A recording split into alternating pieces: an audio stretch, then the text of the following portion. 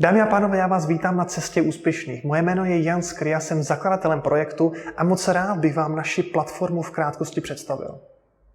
Celý princip spočívá v tom, že na jednom místě máte možnost pravidelně se vzdělávat. Můžete sledovat videa z akcí, které už proběhly. Zároveň se můžete registrovat na plánované akce, které pro vás chystáme. Vzdělání, věci, které se naučíte v rámci tohoto obsahu, můžete doplnit díky knihovně osobního rozvoje, která v rámci projektu funguje a kde si můžete knížku buď to zakoupit, nebo si ji půjčit. Celou naši práci doplňujeme denními tréninky. Jedná se o několikaminutová videa, díky kterých se každý den naučíte nový koncept, novou metodu a máte tak možnost se denně posouvat dál, denně zkoušet nové věci v praxi. To je ta hlavní vize Cesty úspěšných.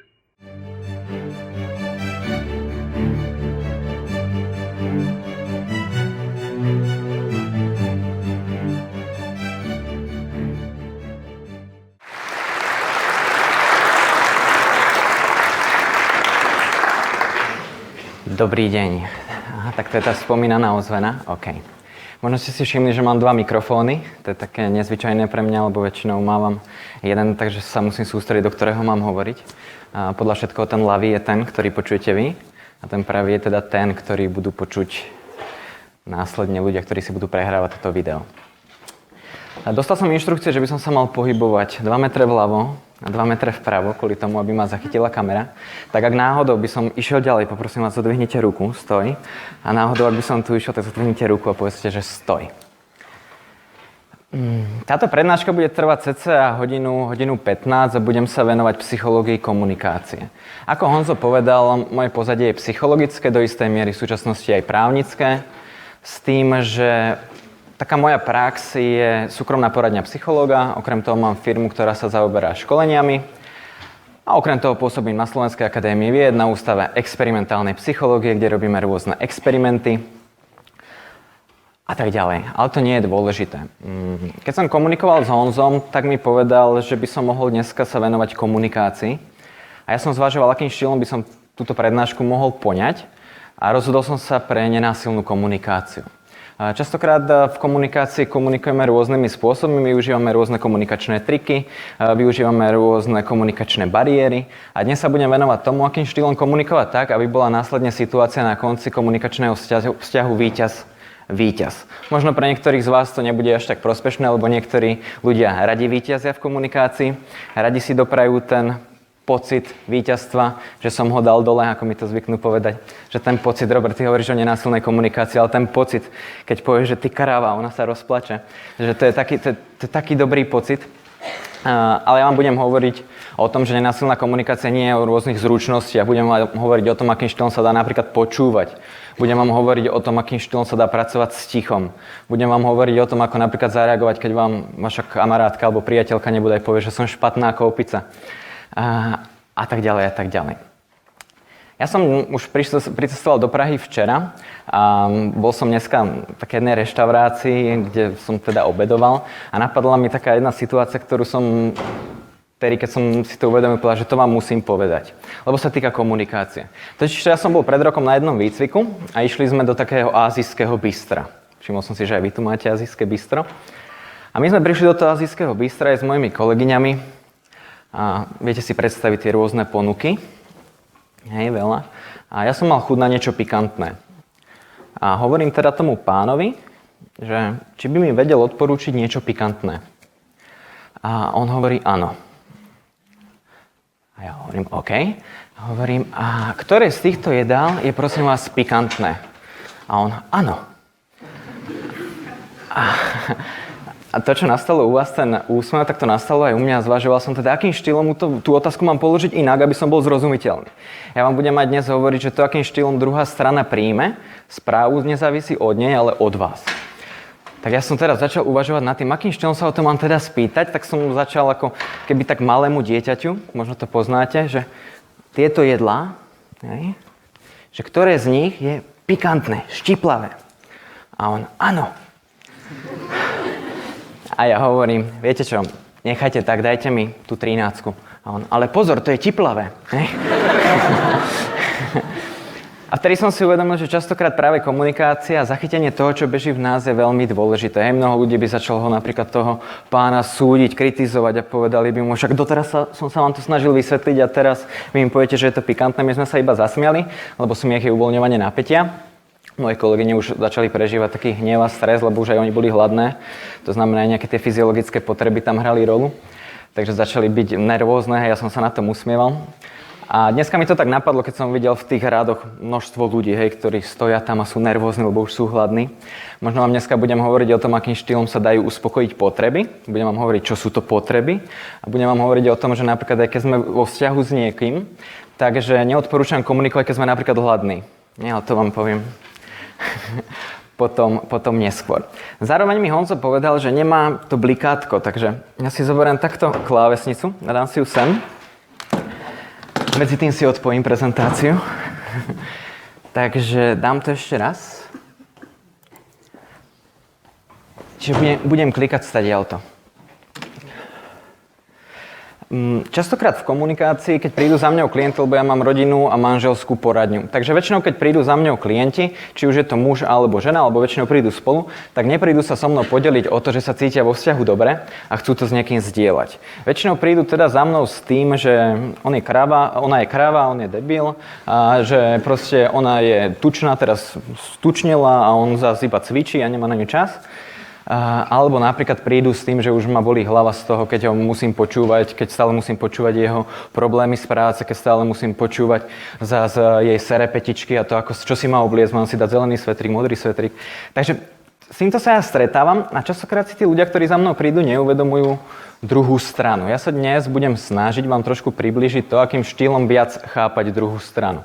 A k tomu možno poslúži taký príbeh, ktorý je ľahko uchopiteľný a ktorý som aj ja prvýkrát počul a povedal som si, že aha, tí sociálni konštruktivisti, o ktorých nám hovorili v škole, ktorí povedali, že realita neexistuje, ale realitu si vytvárame, mali v niečom pravdu. Ja som zistil totižto, že realita jedného pána a tej druhej pani je úplne odlišná. Hej? A ten príbeh sa týka toho, že predstavte si, že idem do takéhoto lesa. A predstavte si, že by som do toho lesa išiel napríklad ja, že by možno išiel nejaký ornitológ a že by možno išiel nejaký vášnivý hubár. Hej? A teraz si predstavte, že my traja vôjdeme do toho lesa. Čo si myslíte, čo si začnem všímať ja v tom lese? Nejaký ten čistý vzduch, hej, už mi automaticky, že tu by sa dali krásne robiť relaxácie, imaginácie. Čo si začne všímať ornitológ? Vtáky, hej, ako spievajú, alebo aha, ten má krídielko trošku nakrivo, to by možno by som mohol. A čo si začne všímať hubár? Huby, hej? To znamená, že dá sa povedať, že tá istá situácia, ten istý kontext, ale úplne iné vnímanie tej danej reality. A častokrát práve pri komunikačnom vzťahu tá realita je úplne odlišná. Hej, ja napríklad, keď komunikujem s človekom, minule bol u mňa jeden pán, ktorý sa zaoberá informačnými technológiami a začal mi hovoriť o hardvere a softvere a rozdiel medzi tým a že proste už je z toho tak na nervy, že nevie, akým štýlom to má naprogramovať. A to znamená, že čo bolo potrebné z mojej strany, používať napríklad jeho slova, ktoré on hovoril. A to vám dneska budem hovoriť aj ja, že akým štýlom používať slova toho druhého.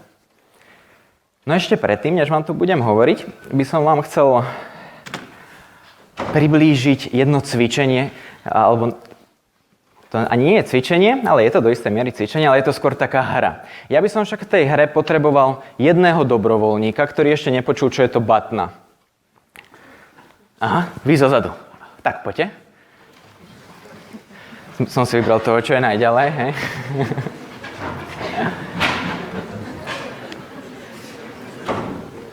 No. A na tomto cvičení vám ukážem, ako sme častokrát nastavení komunikovať. Dobrý deň, moje meno je Robert. David. David, nebol si na mojej prednáške, ešte môžeme si tykať v kľude, nebol si na mojej prednáške a ešte si neabsolvoval cvičenie batna. No. OK. Ja vysvetlím ostatným, že čo je cieľom toho cvičenia a ty počúvaj. Hej, ja vám budem hovoriť, akým štýlom sa dá počúvať, hej, že ako napríklad, keď nakloníme trošku hlavu, tak pre druhú stranu je to príjemnejšie a tak ďalej. Môžeš nakloniť, nemusíš? Ja vám potom vysvetlím, čo je za tým skryté, hej, nie, že teraz budeme s niekým komunikovať a vy budete mať takto hlavu. Cieľom tohto cvičenia je, David, ja dám takto ruku a tvojim cieľom bude mi tú ruku otvoriť. Hej. Nechám na teba, akým štýlom. Prednáška by mala byť ešte hodinu 5. To znamená, snaž sa, aby som nemusel tú prednášku z nejakých dôvodov prerušiť, ale nechám to na teba, hej. Tá ruka je zatvorená a tvojím cieľom je ju otvoriť, hej. Tak nech sa páči. A to Češi, prosím? OK. Wow.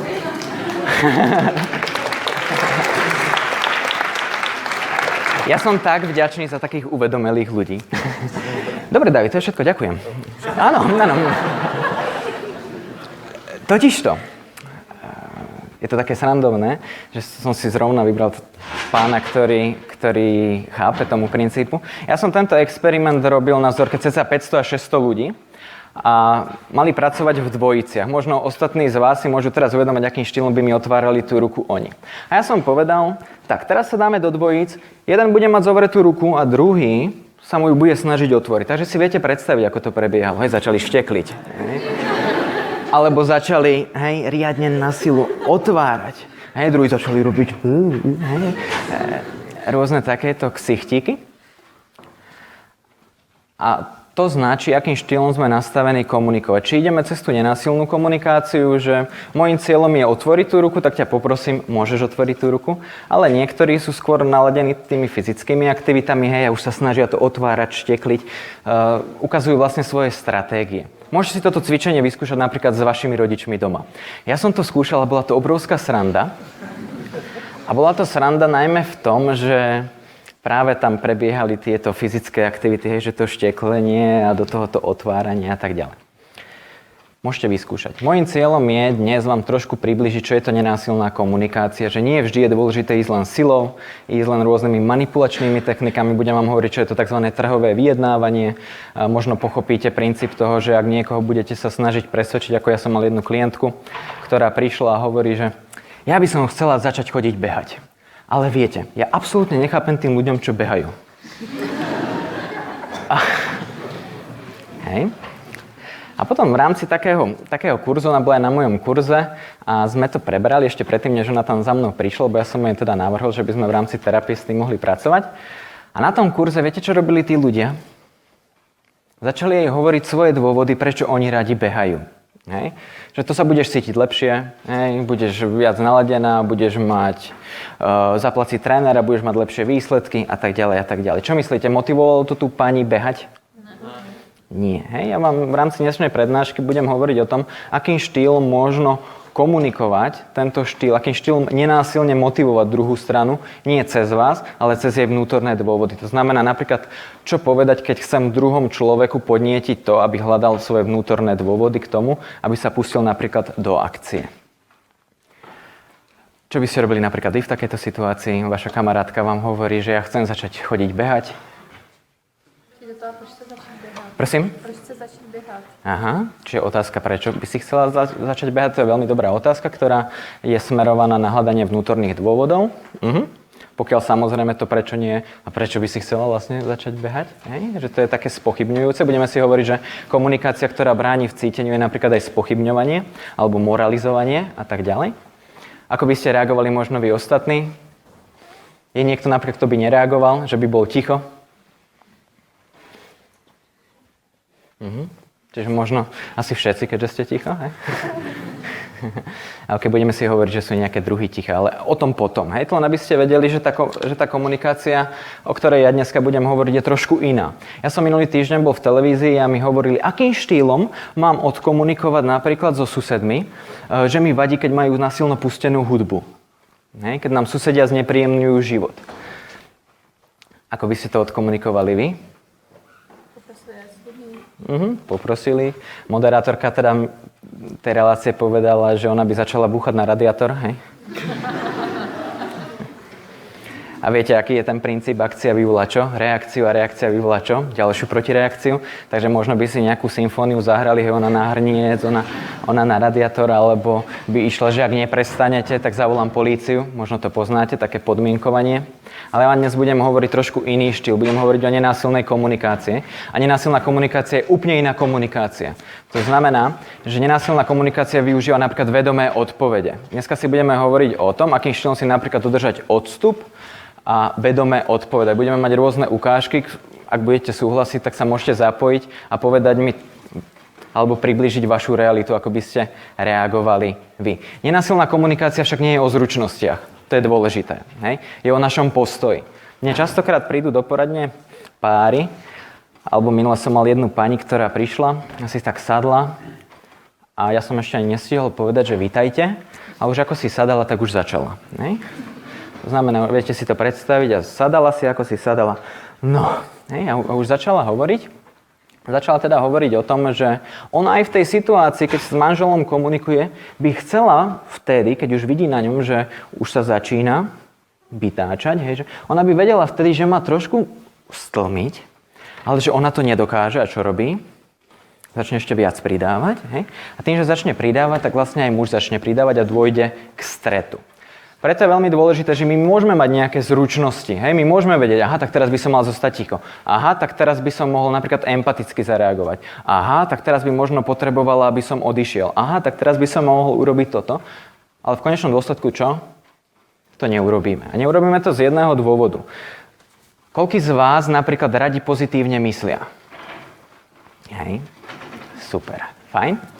Ja som mal spolužiačky, som bol jediný chlapec v triede a 39 spolužiačok. Aha. A mne to tak vždy hovorili, že to, Robert, to si musel mať super. Ako na jednej strane to bolo fajn, na jednej strane to mal aj taký edukatívny charakter, hej, som bližšie k ženám, viem, čo je to takýto lák, hej, viem, že, čo sa rieši v tom ženskom kolektíve, ale na druhej strane to nebolo vždy až také, lebo no, o tom potom.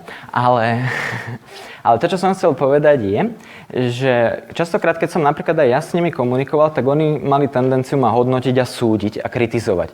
A hovorili mi, prosím ťa, buď ten chodbový robo. A ja teda, hej, ja už som počas školy v prvom ročníku išiel na psychologické výcviky, takže ja som sa začal tak meniť. A ja som teda, keď mi povedali, že buď chodbový robo, tak tá moja otázka, ako taký chodbový robo vyzerá, ich ešte viac rozčulila, lebo si to viete predstaviť. No, nevyzerá takto, ale presne naopak, hej. A ja som povedal OK, ale zostal som taký, aký som chcel byť, hej. Zobral som si tú možnosť voľby, že aj keď niekto na mňa tlačí, neznamená to, že ja hneď musím pristúpiť na jeho hru a byť niekým, kým nechcem byť. Hej. Ale naspäť k tomu. Pozitívne myslenie, hej, to som videl tie ruky. Stalo sa vám napríklad niekedy, to moje spolužiačky boli v tom ako vytrénované dobre, že išla skúška a oni si hovorili, myslí pozitívne, hej, ešte sa takto pumpovali, ako keby na švihadle. A potom, hej, myslí pozitívne, a potom, ale ja to vážne nedám, hej. A potom zase, myslí pozitívne, hej. Ale z akého dôvodu? Lebo ja si myslím, že pozitívne myslenie je veľmi fajn a ja tiež rád pozitívne myslím. Lenže naše postoje, ktoré vytvárajú to, ako sa následne cítime, sú tvorené 3 zložkami. Jedna je tá naša rozumová, racionálna. Hej, to je to, čo si hovoríme. Myslí pozitívne. Druhá zložka je emočná. Hej, to sú naše emócie, ktoré sú častokrát silnejšie než naše rácio. A tie začnú prežívať strach. Hej, čo ak neurobím tú skúšku, budem musieť ísť na opravák, ale už mám teraz ísť na Vianoce k našim, a ak to neurobím, no, hej, to znamená, emócie začnú kolovať v nás. A následne tretia zložka postoja je tá konatívna. To znamená, čo následne v tej praxi urobím. To znamená, ak ja chcem napríklad mysleť pozitívne, rácio myslí pozitívne, emócie povedia, darmo myslíš pozitívne, tak či tak to nedáš? Tak čo? Bude nakoniec v tej konatívnej zložke, ako sa budem cítiť? Nepríjemne a zle. Preto, keď niekto povie pred skúškou a snaží sa motivovať niekoho, a však myslí pozitívne, to dáš? To nie je efektívne, lebo pôsobím len na jednu zložku postoja. Ja vám možno dnes ukážem, akým štýlom motivovať napríklad tú stresujúcu spolužiačku tak, aby je to fakt pomohlo. Nech to nie je také, že ale to dáš, takých už bolo. Hej? Poznáte také dávanie rady, hej? Alebo také formy obranných mechanizmov ako racionalizácia. A čo, dali iní, dám aj ja. Hej? Však svet sa nerúti. Hej?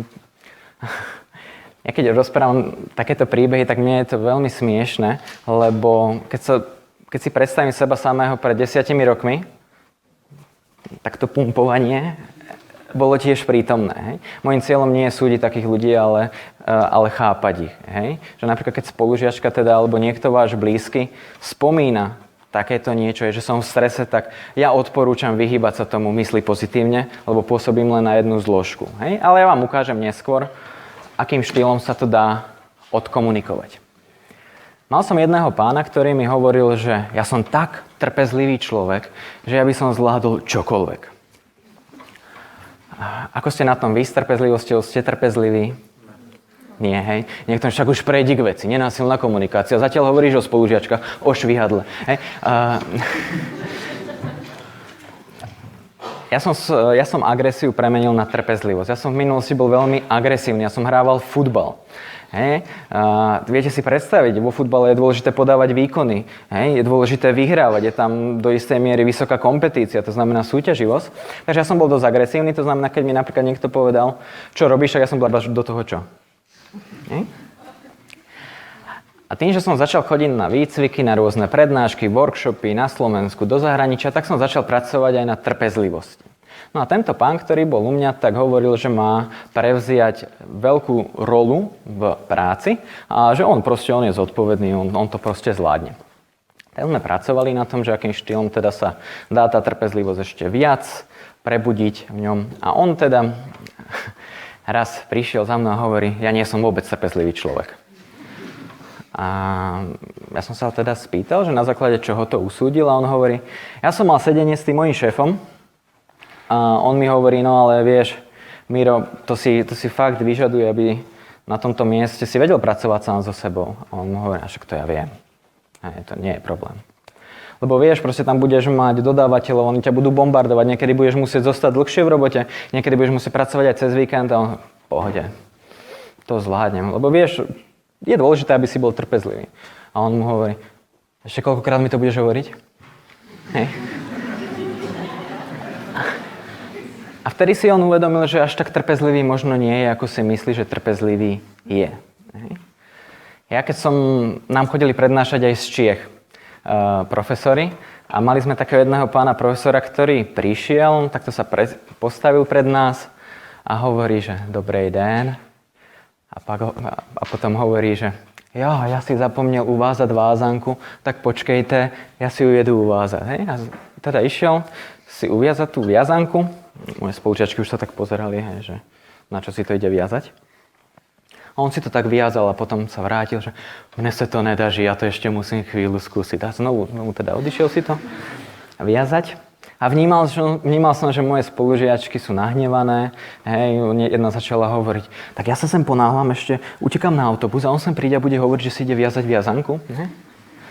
A vtedy som si uvedomil, že práca s trpezlivosťou je veľmi, veľmi dôležitá. Najmä napríklad pri hádkach alebo pri rôznych komunikačných sporoch. Ja som to nazval, že keď chcem byť trpezlivý, tak je dôležité uvedomiť si hlavne emočnú zložku svojho postoja. Spomínate si, koľko máme zložiek? Hej? 3. Racionálna, emočná a konatívna. Tá emočná je tá, ktorú začneme nejak cítiť. Hej? Začneme sa mrviť. Alebo začneme prežívať napríklad nudu, začneme prežívať hnev, začneme prežívať strach. A to, čo sa častokrát deje, je, že tieto emócie sa začnú ako keby tak miešať. Vznikajú tzv. Ambivalentné pocity. Ambivalentné pocity sú zmiešané pocity. Hej, tak sa to v nás mieša. A ja vám nakreslím jednu schému. S Honzom sme skúšali, či sa to dá zotrieť, lebo raz som prednášal a mi povedali, že Roberte, to môžeš kresliť. To nie je problém, hovorím, ale naozaj to kresli. Hej, tak ja som tam nakreslil také komunikačné schémy a potom oni to chceli zotrieť a už to nešlo zotrieť. Hej, takže my sme s Honzom to otestovali, že nie je to až také zložité.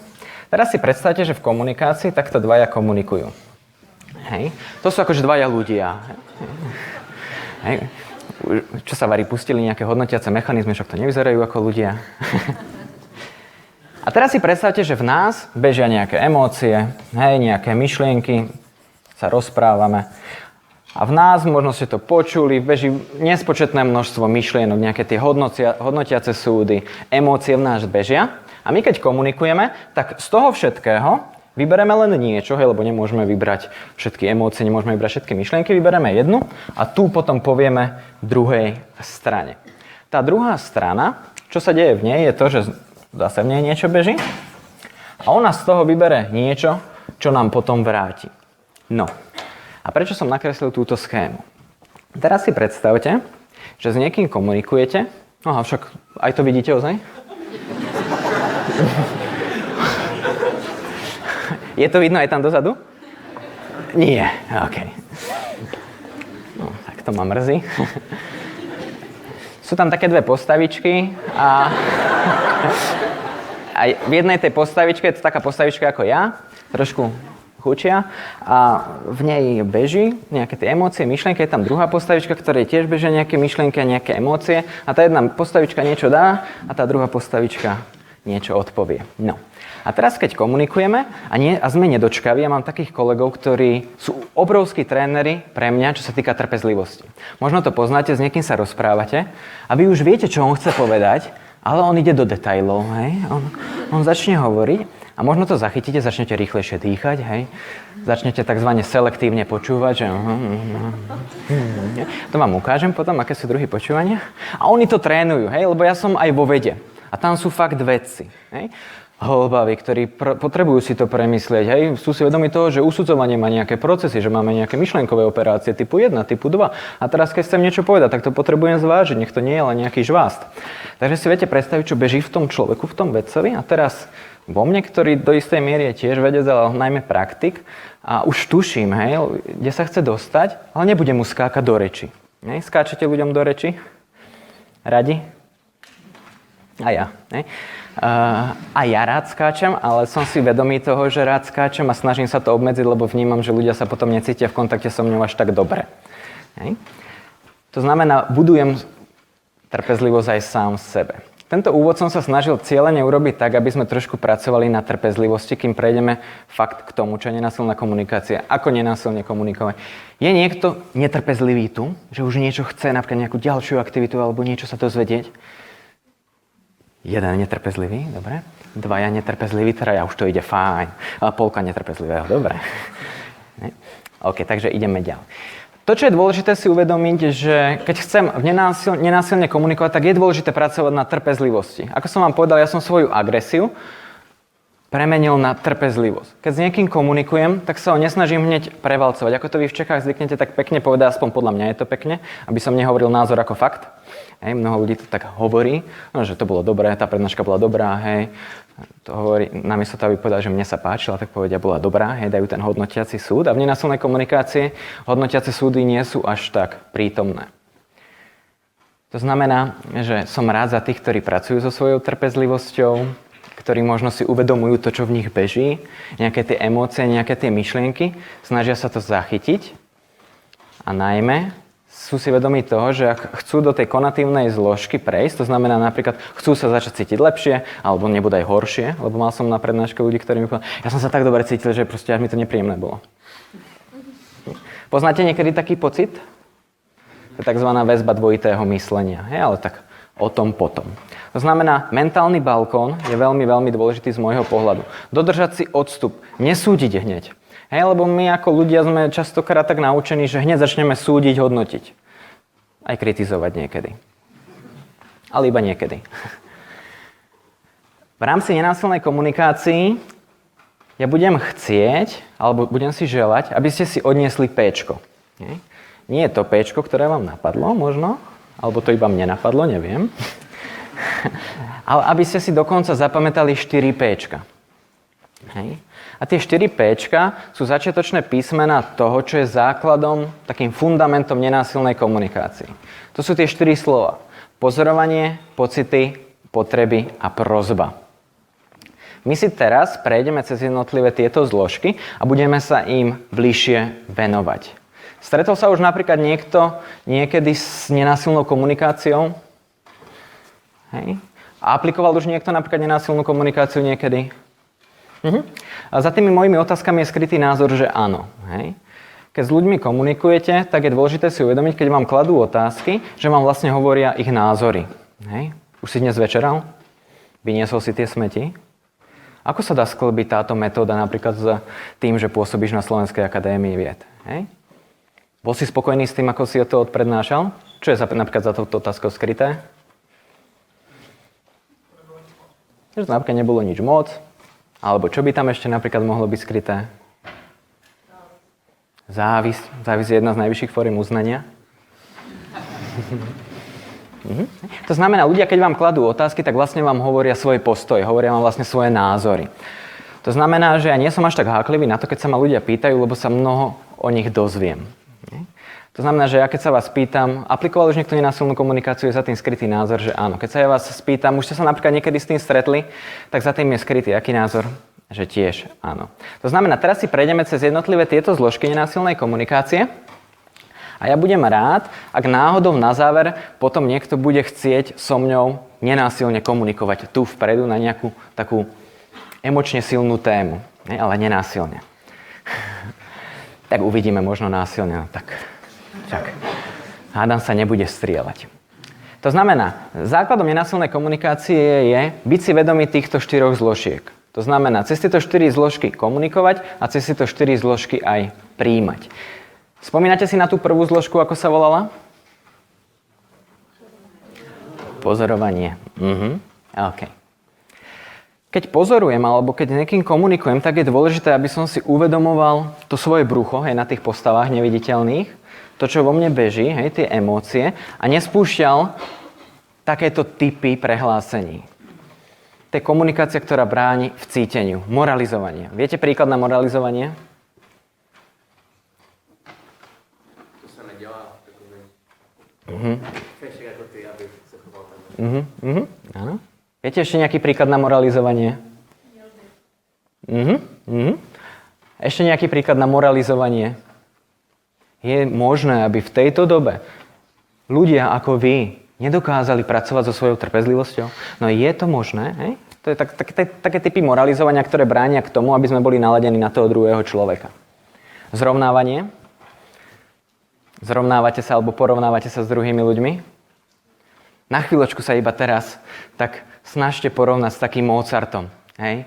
Mozart vo vašom veku a vy. Hej? Aký to je pocit? Hej? Častokrát máme tendenciu sa porovnávať s druhými ľuďmi, potom sme zúskostnení, akurát minulý týždeň prišla za mňa jedna klientka, ktorá hovorí, tak viete, je toto normálne, tak ja prídem do roboty a tá moja kolegyňa, s ktorou chudnem, je o 5 kg chudšia než ja. Je toto normálne? Ne? Však to vlastne nemá zmysel robiť. Hovorím, a vy ste zaznamenali nejakú zmenu? No 4 kg, ale ona má 5. Ne? To znamená, je tam to zrovnávanie, ktoré bráni v cíteniu a bráni aj kontaktu so sebou samým. Mnohokrát si myslíme, že keď sa chcem vcítiť do niekoho alebo pochopiť druhú stranu, že vždy je to len komunikácia smerom von. Ale ja dnes budem hovoriť o tom, akým štýlom sa dostať do kontaktu sám so sebou, akým štýlom byť empaticky viac k sebe samému. Odmietanie zodpovednosti, to je tzv. Model ABC z racionálne emočnej behaviorálnej terapie. Ten model ABC je veľmi jednoduchý v tom, že mnoho ľudí si myslí, že za pocity môžu druhí ľudia. Používate tvrdenia napríklad nasrala si ma, alebo nahnevala si ma, alebo rozčúlila si ma. Používate niečo takéto? Hej? Už len tým odmietame zodpovednosť za to, ako sa cítime, lebo čo tam dávame? Zodpovednosť na druhú stranu. A tým, že dávame zodpovednosť druhej strane, tak jej dávame čo? Moc. Hej? Že ona môže za to, ako sa ja cítim a ona môže zmeniť to, ako sa ja cítim. Ten model ABC je veľmi jednoduchý a môžete si ho fakt jednoducho zapamätať a pozostáva z 3 písmenok. Hej? Viete aké? Hej? Viete aké? ABC, hej? Za tým bol tiež skrytý názor, že to viete, len som chcel trošku vás aj počuť. Mnoho ľudí si myslí, že nejaká situácia, označme ju písmenom A, vyvolá v nás nejaký pocit, označme ho písmenom C. Hej? Napríklad, kolegyňa sa mi v robote nepozdravila, hej, situácia A ja sa cítim ako? Urazená, nerešpektovaná, neprijatá. Hej? To znamená, ja si myslím, že to, že sa mi kolegyňa nepozdravila, vyvolalo vo mne tieto pocity. Lenže častokrát zabudáme na to písmeno B, ktoré predstavuje naše názory a postoje. Čo to znamená? Nie situácia A vytvorila náš pocit C, ale náš postoj a názor, to znamená to naše Bčko, na tú situáciu vyvolalo v nás ten pocit. Stalo sa vám napríklad niekedy, že ste si s niekým dohodli stretnutie a napríklad na 9, hej, viete, že o 9 to má cca skončí, na 9 a on meškal a vy ste už začali prežívať napríklad hnev, hej, nedodržal to, na čom sme sa dohodli. Stalo sa vám to už niekedy? Hej. A ste si povedali, to, že on neprišiel na čas, vzbudilo vo mne nepríjemné pocity. Hej, cítim sa kvôli tomu zle. Stalo sa vám pre zmenu niekedy, že ste si dohodli stretnutie, ale ešte ste potrebovali niečo pohybovať, nejaký ten telefonát, ešte niečo napísať, on meškal a vy ste si hovorili, paráda, ešte, že meškáš, ešte, že to stihnem vybaviť. Stalo sa vám už aj niekedy takéto? To znamená, je naozaj tá situácia tvorcom našich pocitov? Nie. Je toto naše Bčko, ten náš názor a postoj na tú situáciu. Mnoho ľudí mi povedia, no ale keď to ja takto začnem vnímať, tak potom druhí ľudia ma nemôžu rozšulovať. A to nie je dobré. Hej? Áno? Je to tak, lebo prijímam zodpovednosť za seba. Mnoho ľudí to tak motivačne hovorí, príjmi zodpovednosť za to, ako sa cítiš. Hej, ale spomínate si na 3 zložky postoja? Hej, ja racionálne môžem chcieť to prijať, tak to je dobré, ale na druhej strane ma to trošku zaťaží, keď nebudem môcť povedať, nasral si ma. Hej? Ale budem musieť povedať, som nasratý, keď vidím, hej, tak to nie. Ale ja vás dnes budem učiť, alebo vám budem zdieľať to, ako to robím ja, akým štýlom komunikujem ja. Hej? To znamená, a ešte posledný príkaz. Dávate ľuďom príkazy? Urob to. Častokrát príkazy dávame do otázok. Hej? Kedy vyniesieš tie smeti? Hej? Kedy mi to prosím ťa pošleš? A ešte niekedy dáme do toho ešte aj také iné slova. Kedy mi to prosím ťa láskavo pošleš? Hej?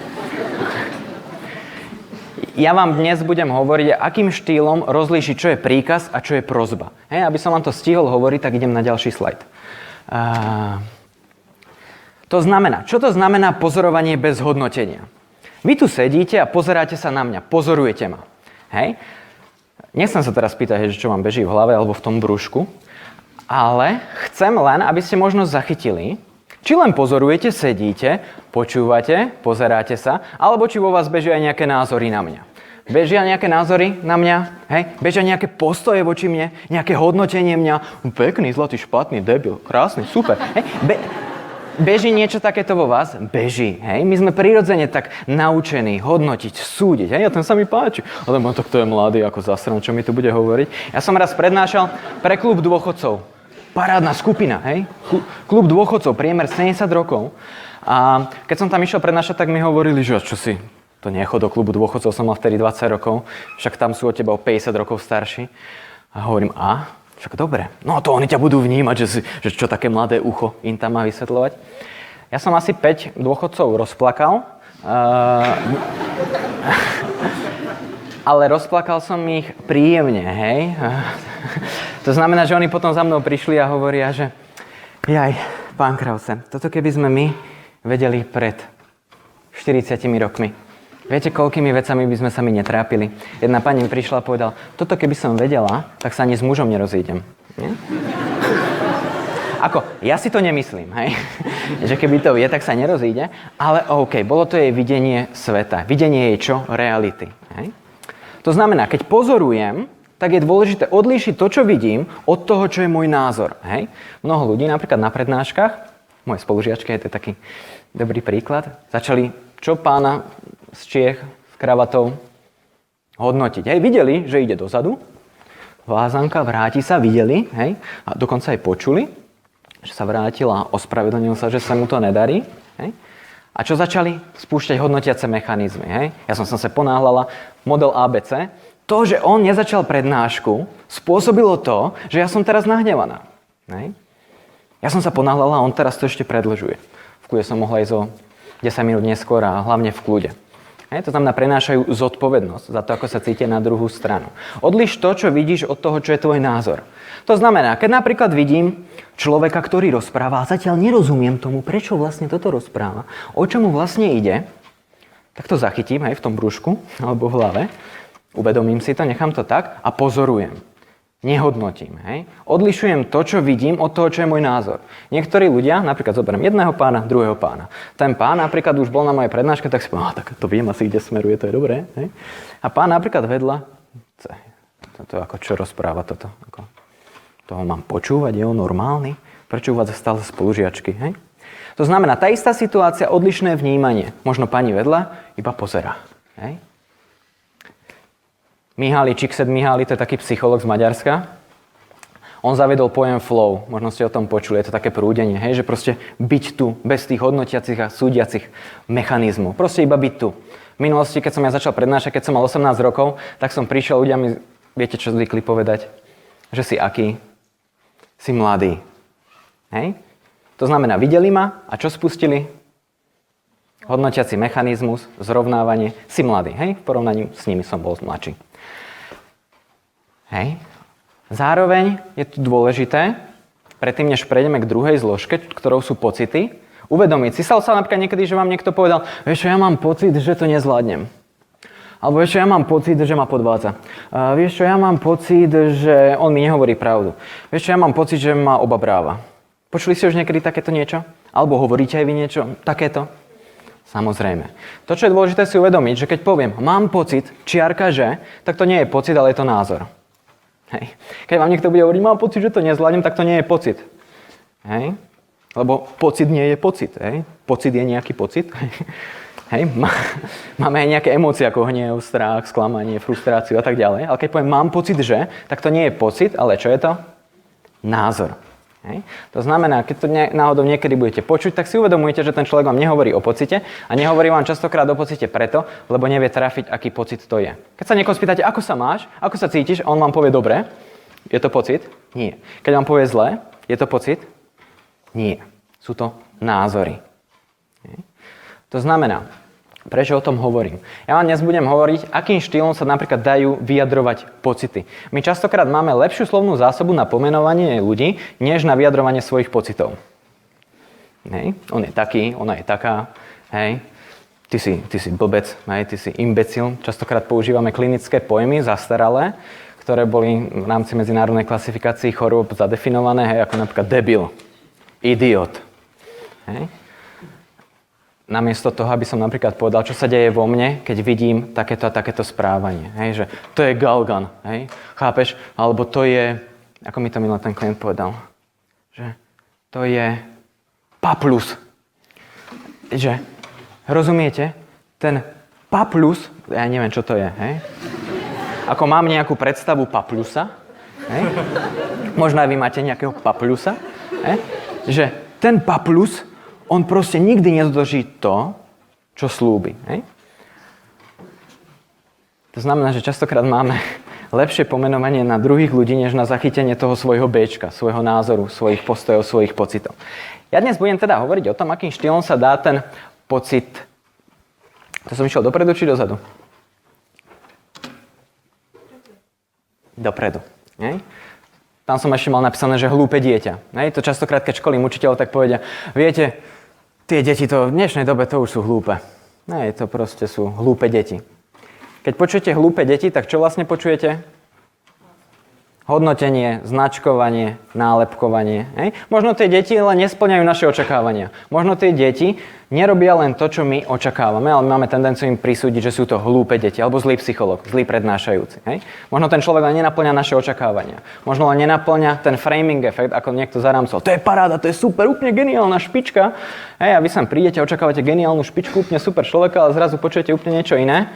Tak čo sa stane? Cítite sa nijak. Hej? A máte tendenciu to onálepkovať. Alebo vlastne vy asi nie, lebo vy pracujete s trpezlivosťou a oddelujete to, čo vidíte, od toho, čo je váš názor. Hej? Pozorovanie bez hodnotenia je tá úspešná cesta.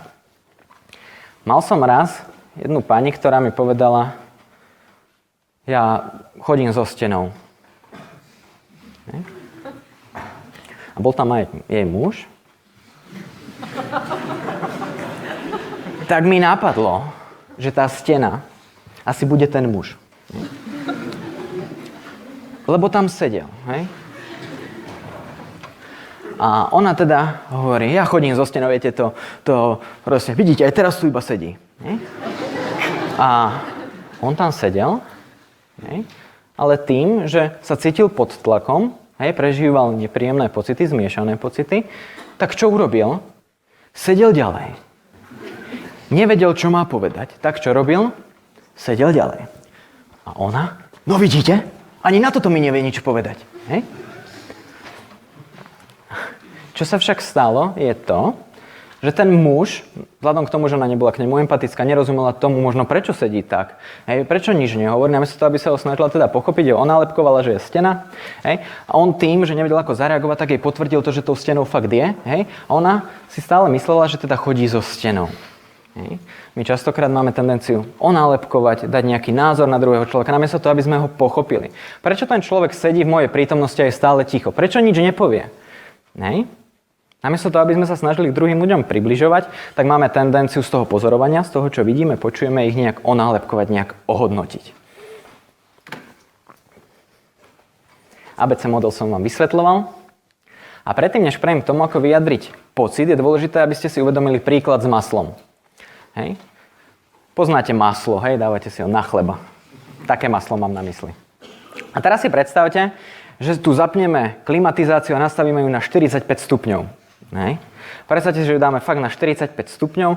Čo tu začne byť? Horúco, teplo. A teraz je pridáme na 60 stupňov. Okrem toho, že sa my potíme, hej, je smrad. Tak, máme maslo, ktoré je napríklad tu na stole. A okrem toho masla ja napríklad zoberiem na chvíľočku, hej, telefón, možno vrátim. A položím ten telefón, hej. Tu je maslo, tu je telefón. Teplo, my sa potíme, hej. Maslo sa čo začne? Roztápať. A telefón sa začne čo? Prosím? Zahrievať, hej. Ale roztopí sa nejak ten telefón? Nie. Maslo sa čo? Roztopí. To znamená, že nie je dôležitý ten vplyv, to teplo, ale to, aký sme čo? Materiál. Či sme maslo, alebo sme telefón. Nie je dôležitý ten vplyv, nie je dôležitá tá situácia A, ale to, aký sme my materiál, to, akým štýlom my tú situáciu vnímame. Hej? Napríklad niekomu by teplo vyhovovalo, hej? Napríklad ja mám aj klientov, ktorí majú radi smrad. Hej? Čiže oni by boli radi, hej? Že tu napríklad smrdíme. Hej?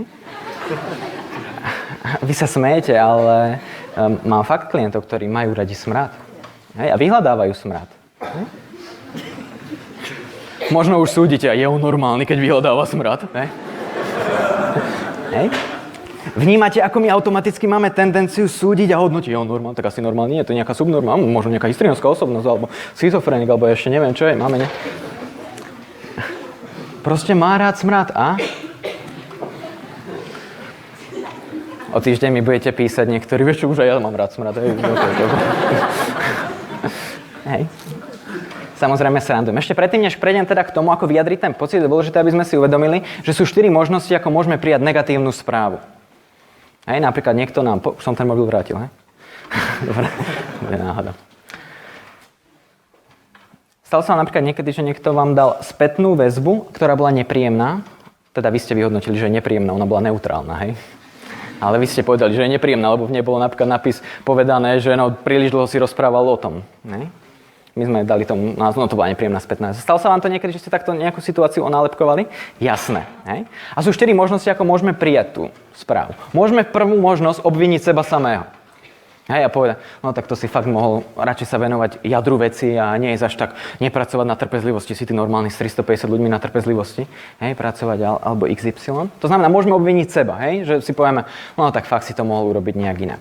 Druhá vec je, že môžeme čo urobiť? Obviniť druhého človeka. A to nie. Toto sú len študenti, no aj dospelí. To sú oni proste, oni nie sú trpezliví, to je strata času, hej. To znamená, obviníme druhého človeka za tú spätnú väzbu. Tretia možnosť je, že pozorujeme, čo tá druhá strana nám hovorí, uvedomujeme si svoje pocity, uvedomujeme si svoje potreby a uvedomujeme si prosbu, ktorú sami sebe dávame. To sú tie 4 Pčka. A tá štvrtá možnosť je, že vyjadrím cez tieto 4 Pčka to druhej strane. Hej, to znamená, že si neuvedomím svoje 4 Pčka, ale budem verbalizovať 4 Pčka voči druhej strane. Hej? Ako napríklad, ako by to mohlo znieť, niekto mi povie, dajte mi nejaké nepríjemné prehlásenie na to, čo sa tu deje. Hej, napríklad, dajte nejaké prehlásenie. Že je to, alebo si vymyslíte, ak náhodou nemáte. Je to... Prosím? Mám špicaté boky. Aj túto vlnku myslíte? No, to mám. Som v takej prechodnej fázi, účasu mi kadernička povedala. Hej? To je takzvané objasňovanie, ktoré tiež v nenásilnej komunikácii sa nepoužíva. Hej? OK, čiže mám špicaté boky. Hej? A ja môžem cez 4 Pčka voči pani povedať. Aha, čiže hovoríte, že mám špicaté boky, možno ste z toho prekvapená. Hej? Možno by ste privítala, keby tie špicaté boky nemám. Je tak? Alebo sa mýlim? Je tak, hej? To znamená, že cez tie 4 Pčka to môžem vyjadriť a čo vyjadrím druhej strane, že ju čo? Počúvam. Hej? To častokrát ľudia povedia, keď reagujete cez 4 Pčka voči ním, že sa cítim vypočutý. Hej? Oni to nepovedia, že cítim sa vypočutý, ale povedia vám, hej. Alebo vám povedia, tak toto si trafil. Mojím cieľom vás to nie je naučiť tu, hej. Chcem vás len inšpirovať možno k tomu, aby ste sa nad tým začali viac zamýšľať. To sklamanie, to som spomínal, hej. Sklamal si ma. Ako by sa to dalo preformulovať tak, aby som využíval ja komunikáciu a nie ty komunikáciu. Ty komunikácia je aká? Ty si taký, hej? Ty si to urobil, ty si... Je iná než tá, ktorú uprednostňujem ja. Hej? Možno niekomu vyhovuje ty komunikácia a ja komunikácia je cez seba. Hej? Namiesto toho, aby som povedal, sklamal si ma, čo poviem? Sklamal som sa. Alebo keby to dám ešte do také bežnej konverzácie, som sklamaný. Hej? Namiesto toho, aby som povedal, naplašil si ma. Hej? Tak čo poviem? Naplašil som sa. Hej? To znamená, čo tej druhej strane zdieľam, že nie je to jej Ačko, ale moje Bčko. Hej? Môj postoj a názor.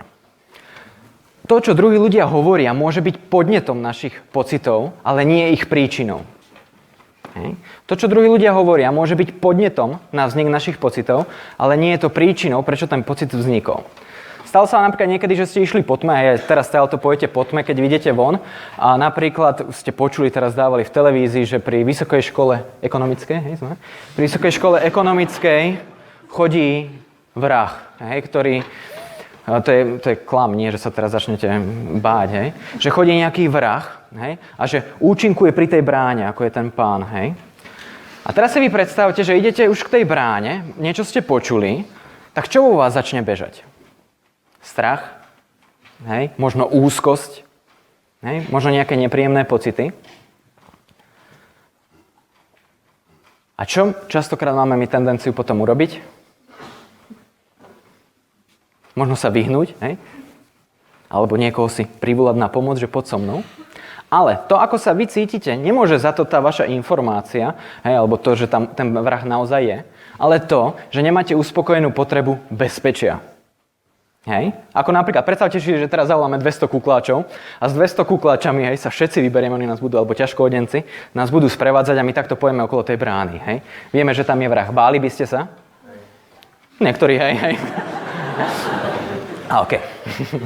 Hej, niekto sa môže báť, aj keď má pri sebe toľko ťažkoodencov. To, čo som však chcel povedať je, že za to nemôže tá informácia, za to nemôže ten vrah, že sa ho my bojíme, ale to, že sa my necítime bezpečne. Nemáme uspokojenú potrebu bezpečia. To znamená tá myšlienka, ktorú som vám povedal, že to, čo druhí ľudia hovoria, alebo to, čo robia, môže byť podnetom našich pocitov, ale nie ich príčinou. Príčinou sú naše potreby. Buď uspokojené, alebo neuspokojené. Hej? No a teraz k tomu, akým štýlom vyjadriť nenásilne to, ako sa cítim. Hej? Napríklad, urobím ukážku. Jakub, hej? Jakub, povedz mi niečo nepríjemné. Čo ty vyhodnotíš, že to je nepríjemné? Na mňa. Na tvoju osobu. Máš škaredý svetr. Aký? Máš škaredý svetr. Hej. Hej. Koľký súhlasia? Nie. OK. A teraz, akým štýlom by som ja mohol nenásilne vyjadriť to, ako sa cítim? Ako sa môžem cítiť, keď mi niekto povie, že máš škaredý sveter?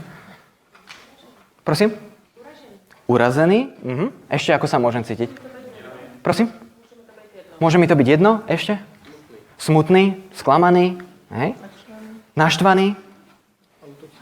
Útočný? Ale môžem byť aj nenásilný a môžem to odkomunikovať. A ako?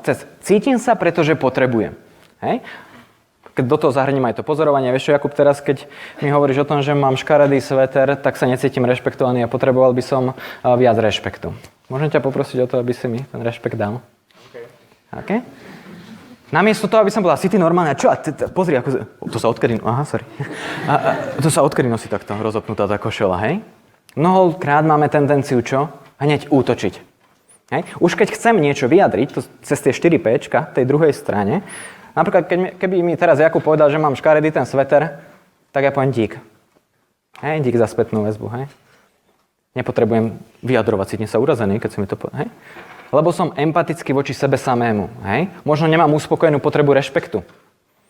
Hej. Keď mi to on hovorí a možno prežívam hnev, hej. Tak mohol by som povedať, vieš čo, teraz som nahnevaný, keď počujem, že mi hovorí, že mám špatný sveter, pretože som sa tešil na dnešnú prednášku a potreboval by som možno viac rešpektu z tvojej strany k môjmu svetru. Môžem ťa teda poprosiť, aby si vyjadril viac rešpektu môjmu svetru. Áno, my sa smejeme častokrát. Najmä keď som v televízii a ja uvádzam takéto príklady, tak tí moderátori, oni pozerajú na mňa, keby ma prvýkrát videli. Z akého dôvodu? Lebo je to úplne iný štýl komunikácie, na aký sme zvyknutí. Hej? My málo kedy napríklad povieme v robote, vieš čo, teraz keď si sa mi nepozdravila, tak som bola sklamaná, pretože som potrebovala viac tvojej pozornosti. Môžem mi prosím ťa viac pozornosti venovať teraz? Ale čo povieme? No, väčšinou nič, ale ideme za niekým a už hej? Pozdravila sa ti, dneska asi nasratá. Hej? A už začneme to hodnotiť. Môžeme sa to spýtať. Vieš čo, dneska som si všimla, že sa mi nepozdravila, tak som uvažovala nad tým, že či sa na mňa nahnevala, alebo len to je o tom, že si ma napríklad nevšimla. Ako to máš? Hej? Môžeme to nenásilne otvoriť. Hej? To je tzv. Nenásilné otváranie cez 4P voči druhej strane. To, čo je dôležité si uvedomiť, že keď my niekoho súdime a hodnotíme, tak vlastne hovoríme o svojich potrebách. Väčšinou nenaplnených. Hej? Súdy o druhých ľuďoch sú len vyjadrením našich nenaplnených potrieb.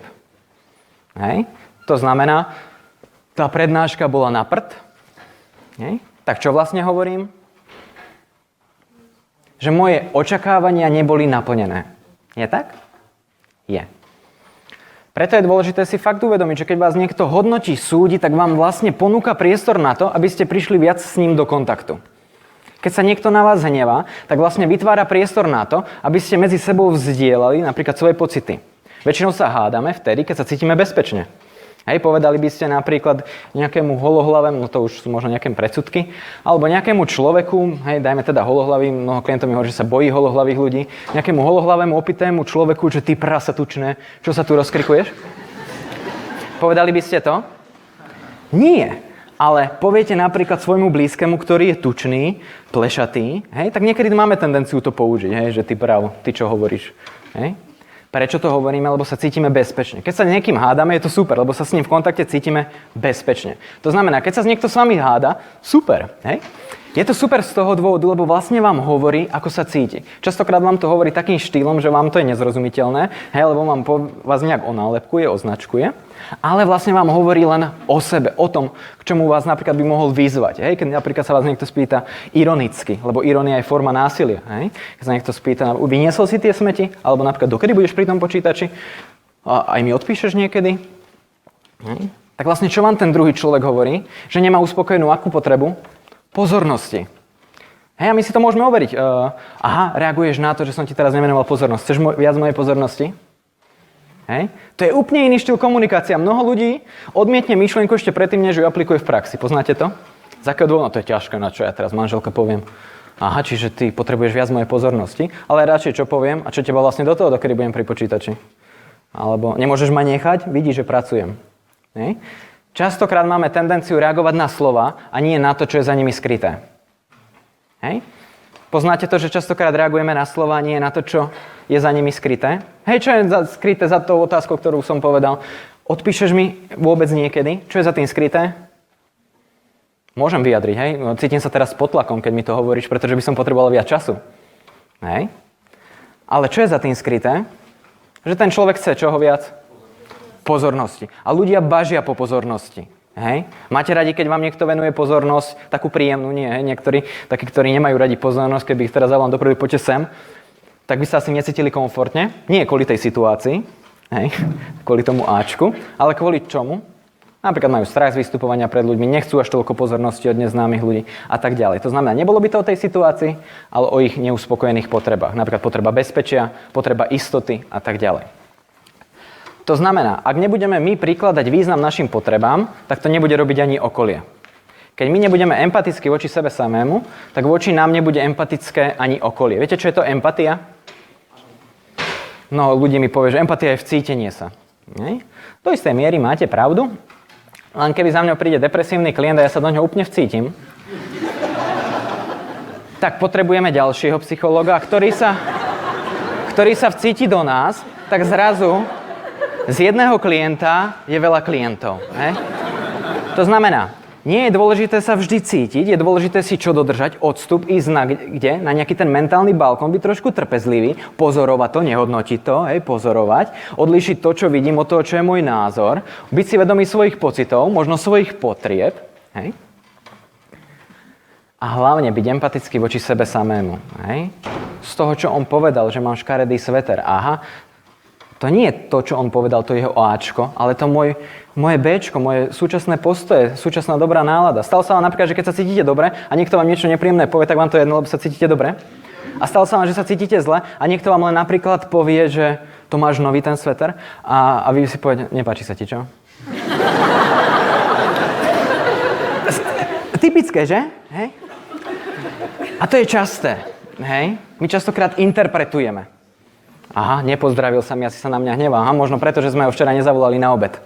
Hej? A už nám bežia tie rôzne asociácie a interpretácie. To znamená, dôležité je, cítim sa, pretože potrebujem vyjadrovať. Cítim sa nahnevaný, pretože potrebujem viac času. Cítim sa pod tlakom, keď mi teraz hovoríš o tom, nech ti venujem pozornosť, pretože potrebujem viac času. Môžeme sa dohodnúť teda, že o 10 minút, keď to dokončím, prídem za tebou, lebo vnímam, že je pre teba teraz dôležité, aby si so mnou trávila čas. Napríklad. Hej? Nič zložité. Možno. Je to zložité, ja viem. Hej? Aj pre mňa to je častokrát zložité. Byť empatický voči sebe samému. Byť si vedomý svojho Bčka. Lebo hneď mi automaticky naskočí to Ačko. Dôležité je uvedomiť si to. Uvedomenie je prvý krok ku zmene. Keď chcem niečo zmeniť, je dôležité, aby som si to uvedomil.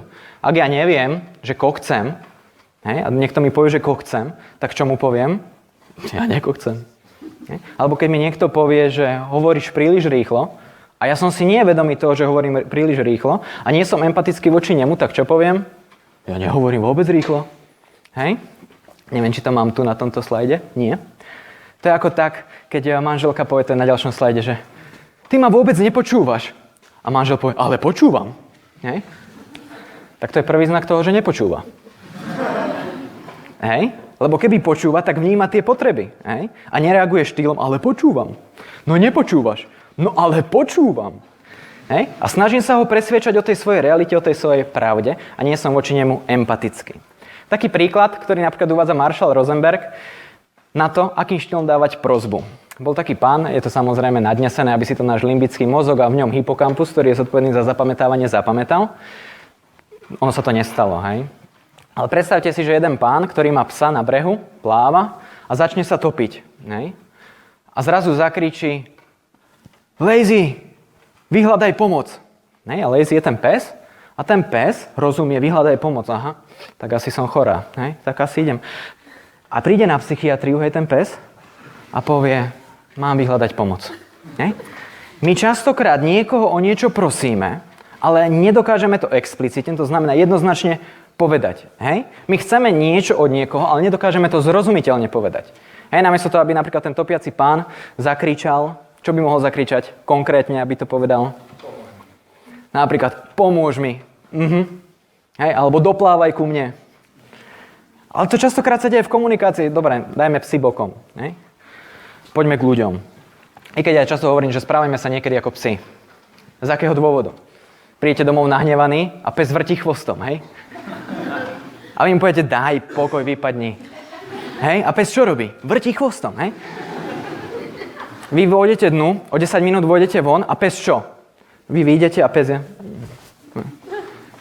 Nie. Čo robí pes? Vrtí chvostom. Preto ja hovorím, buďme ako psi. Prídete domov, mami, od dnešného dňa som pes. Zoberme si zo psov to dobré. Nemusíme štekať a brechať na každého. Môžeme byť niekedy ticho, nie hneď sa urážať, ale uvedomovať si svoje potreby. Ja neviem, či pes si uvedomuje svoje potreby, ale minimálne reaguje spôsobom, ktorý je z môjho pohľadu rešpektovaný a akceptovateľný viac, než brechanie. Že sa neurazí. Neinterpretuje si to. Aha, tak asi mu na mne nezáleží, keď nejde ma pohľadkať. Asi sa na mňa nahneval. Hovorí si to pes, ja neviem. Ale čo mám ja skúsenosť, že aj keď prežívam nejaké nepríjemné emócie, ako napríklad hnev, strach, frustrácia, stres, a vrátim sa, napríklad u starkej k psovi, keď mu nevenujem na začiatku pozornosť a vrátim sa po určitej chvíli, tak on je tam znovu a zase vrtí tým chvostom. Takže vrťte, ak chcete. A preto je dôležité, keď hovoríme prosbu, hovoriť ju jasne, konkrétne. Nehovoriť ju cez otázku, dokedy ešte budeš pri tom počítači, lebo za tým je skrytá prosba, venuj mi pozornosť, neuspokojená potreba pozornosti a tak ďalej. Ale hovoriť jasne, konkrétne. Vieš čo, miláčik, teraz by som chcela plánovať svadbu. Môžeme sa tomu venovať? Hej, môžem byť empatický voči sebe samému. Sakra, ale ja potrebujem poslať, mám ešte hodinu deadline na to. Hej. Ak to nepošlem, tak bude nejaké konzekvencie z toho, ale zároveň som empatický voči manželke alebo potenciálnej manželke. Aha, tak asi chce venovať teraz pozornosť svadbe. Čo je pre mňa dôležitejšie? Neviem, zvážite. Ja zvážim a môžem nenásilne vyjadriť, čo potrebujem ja, alebo môžem byť empatický a vyjadriť to, čo chce napríklad manželka. Dôležité z môjho pohľadu je nepovedať jej a ty stále otravuješ len s tou svadbou. Ako však dobre, však môžeme sa tomu venovať neskôr. To fakt potrebuješ teraz? Dobre, nemusíme sa vôbec. Hej? Poznáte to, je to tzv. Uzatváranie. Hej? Ľudia si uzatvárajú veci, lebo to, čo je neuzatvorené, má tendenciu sa vrátiť. Preto, napríklad, keď sa s manželom pohádame a neuzatvoríme si to, tak potom ešte aj v robote nad tým rozmýšľame. Lebo je to neuzatvorené a čo je neuzatvorené, sa má tendenciu stále vrácať. Ľudia si uzatvárajú rôznymi spôsobmi, ako som to už často spomenul, a to on je debil. Aj to je forma uzavretia. Je to forma uzavretia, keď vám niekto niečo urobí a vy ho nejak onálepkujete, tak si to uzavrete. Hej? A poviete si, to je imbecil. S ním nemá zmysel to nejak riešiť. Je to forma uzavretia. Ja neviem, či pre vás prospešná. Moja fantázia je taká, že nie až tak prospešná, ale niekedy si takýmto štýlom uzatvárame veci. To, čo je dôležité, a na základe čoho zistíme, že či je to prosba alebo príkaz, je reakcia. To znamená, ak ja napríklad poprosím... už tam máme opicu. Keď ja napríklad poprosím, že Miláčik, môže mi teraz venovať pozornosť? A môže to byť prosba alebo príkaz, ale ja to zistím až na základe mojej reakcie. Môžem manželke povedať nenásilne napríklad, alebo aj násilne jej poviem, vieš čo, teraz nie. Hej? A ak ona to podávala ako prosbu, tak čo urobí? OK, v pohode. Ak to dala ako príkaz, tak čo urobí? Urazí sa a povie, no vidíš to. Zase sme pri tom istom. To znamená, to, či to je prosba alebo príkaz, vy zistíte na základe tej reakcie. Hej, mne napríklad moja mamina teraz tak nedávno povedala, no vieš, ale to by si tam mal ísť vtedy a vtedy, o toľké a o toľké. A on, vieš čo, ja pôjdem neskôr, dobre, rob si, čo chceš. Hej. Čiže čo to bol, prosba či príkaz? Príkaz. Hej. Vy zistíte, či vás niekto niečo prosí, alebo či vám niečo prikazuje na základe toho, ako on zareaguje na vašu reakciu. Hej? Mohol by si prosím ťa hovoriť pomalšie, hej? A ja poviem nie. A tá druhá strana povie OK. Ale neurazí sa. OK, je to tvoje rozhodnutie. Tak čo to bola? Prosba či príkaz? Prosba. Hej, som OK s tým. Prosím ťa o niečo, je to len moja potreba. Ak to nesplníš, OK. Príkaz by bol aký? Spomal. Dobre, rob si, čo chceš, mne to je jedno, aj tak idem preč. Hej? Postaví sa a odíde. To znamená, bol to príkaz. Rozlišujme, čo je prosba a čo je príkaz. Ale nie len z druhej strany, ale aj od seba samého. Hej? Keď my o niečo prosíme a keď my niečo prikazujeme. Hej? Častokrát si uvedomíme, že my neprosíme až tak. Ale implicitne prikazujeme. To znamená, nejednoznačne prikazujeme. Hej? Buďme si toho vedomí. Predstavte si, že vám vaša partnerka povie, no dnes vyzerám ráno ako opica, škaredá, špatná, dneska sa cítim úplne zle. Stalo sa vám to niekedy? Alebo niekto známy, hej, vám povie, no dneska je úplne zlý deň, hej. A my čo častokrát máme tendenciu urobiť? Ale prosím ťa, bagatelizovať, zľahčo. Takých dní už bolo. Dáme radu, daj si teda Novalgín, hej. Alebo tak sa choď prejsť, hej. Ale to vôbec nie sú empatické reakcie. Empatická reakcia by napríklad bola, aha, si sklamaná z toho, ako dnes vyzeráš. Napríklad.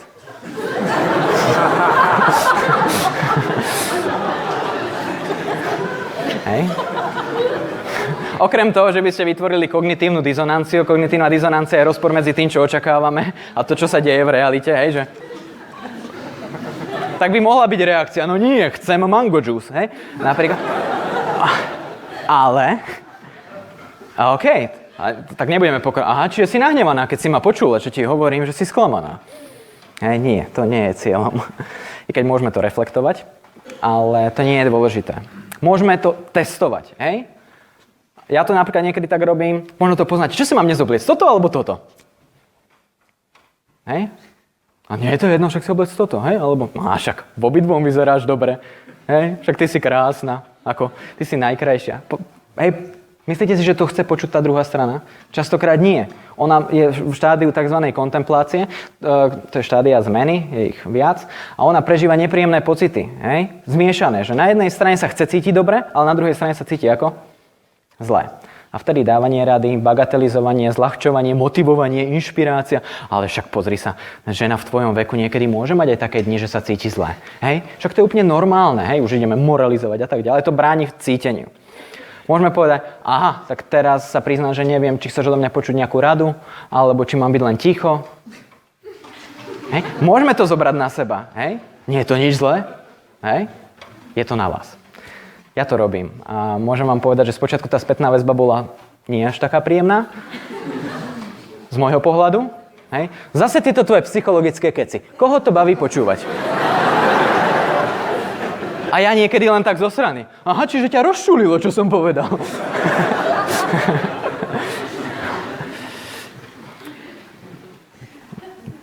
Ja som to robil.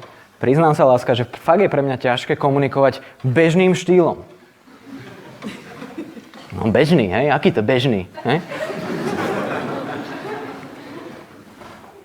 Je to na vás. Ja som to začal, po určitej dobe sa začali...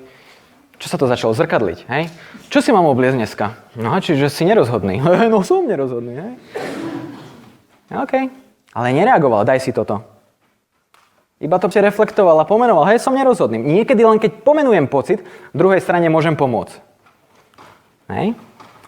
Vieš, ja som prišiel do roboty, ona sa mi vôbec nepozdravila. Aha, čiže si bola prekvapená, možno si uvažovala nad tým, že či sa niečo... No presne, vieš, a hej, vyjadri tú empatiu a tá druhá strana potom ide. Ale to ja vám tak veľmi zjednodušene hovorím, v tej praxi je to o mnoho komplikovanejšie, hej, preto sa robia tréningy, hej, preto aj ja robím tréningy na to. Aj iní ľudia robia tréningy, možno aj vy trénujete deň čo deň. Hej. O tom je tréning, aby sme trénovali. To znamená, skôr než poskytneme radu alebo uistenie, spýtajme sa.